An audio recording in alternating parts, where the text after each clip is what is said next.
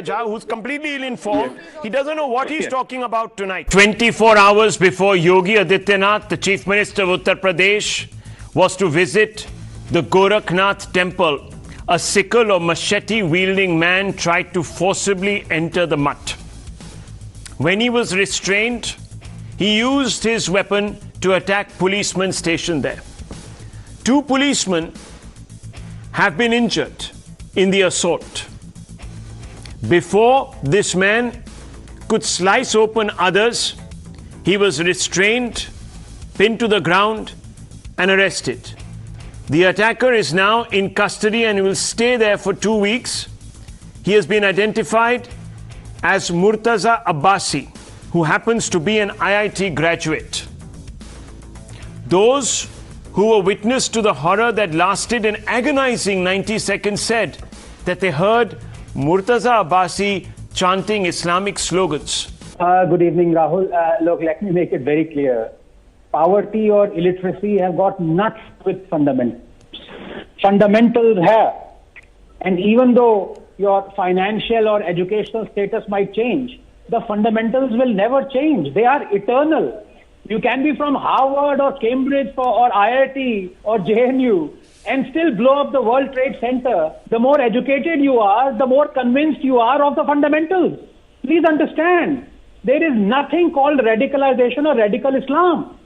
If a Muslim reads, imbibes, memorizes, practices, preaches, extols a book that explicitly defines who is a true believer or a non-believer, 33:36, 3:132, 8:2, 49:15, and has more than half of its verses asking for the destruction and total annihilation of non-believers, polytheists, Jews, Christians, saying they are the worst of creatures, 98:6, never to be married to 2:21, should be roasted in hell, 4:56, that no other deity has the right to be worshipped except Allah, 40:62. Does he become a radical Muslim? Are 1.8 billion Muslims radical? Because all of them are, by the very definition of being Muslim, they have to believe that these commandments by Allah are true and inviolable. That is why I say Islamophobia is actually the rational fear of discussing Islam in its entirety among Muslims, which is the HCM, snare the fundamentalists but spare the fundamentals. It is the so-called moderate Muslims, Rahul, who are fear Islam. They fear to bring out the commandments of their holy book in their entirety on Jews, Christians, Hindus, homosexuality, apostasy, heresy, dress code, wife beating, blasphemy, because they fear being called illiberal and hypocrite.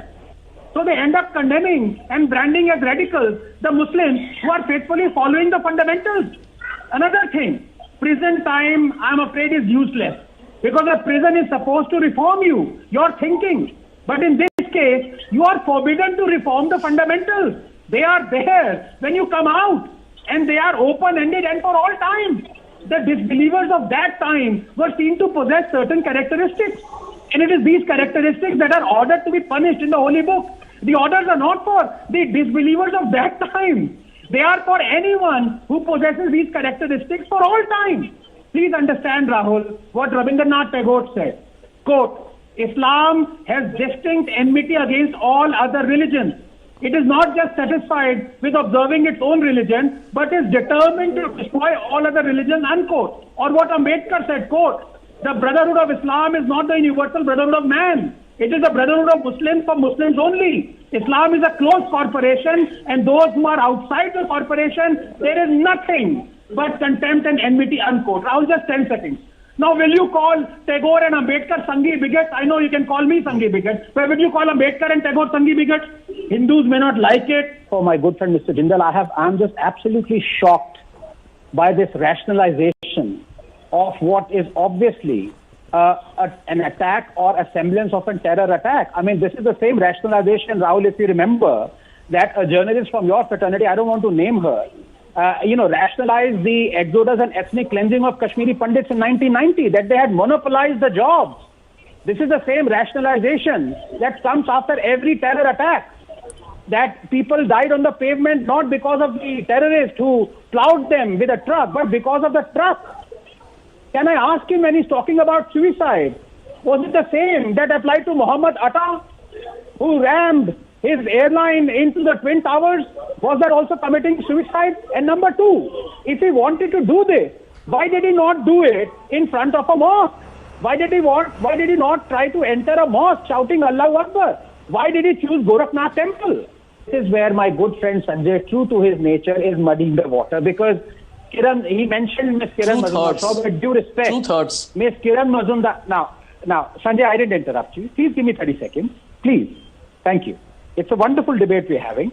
I'm listening to everyone. Thank you.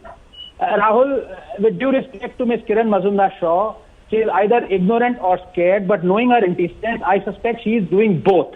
Let me expose her ignorance and unfounded fear. Number one, the rule to disallow Anand is not fair. She's not on the show.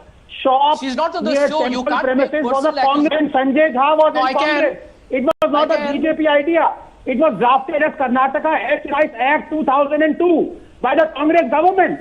Again, I don't agree with what the Congress did.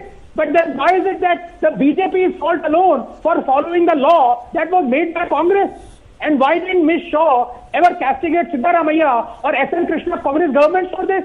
And number two, because the hijab issue Congress has did not been dealt with implement by the the law. court, and they have sided with the government, even though I humbly disagree with the court's decision, because in my view, what is and isn't essential in religion cannot be defined by a court, but rather by a believer, especially as Allah has set out in dealing with the best court. In any case, Ms. Shaw should take up the issue with the court and not the government, and Mr. Sanjay Jha should come prepared for the debate. Now let me address the Yati Narsinganand issue.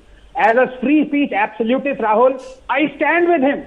Like I have stood with Abdulaziz Owaisi and all those fellows who have condemned, like Mr. Waris Pathan, Hindus. But I condemn Narsinganand saying that there is no deity except Shiva, 4062. That monotheists are the worst of creatures, 98.6. That wives can be beaten, 434. That those who disbelieve the Vedas will roast in hell, 456. Now I leave it to Mr. Sanjay Jha. Anand, you are very duplicitous.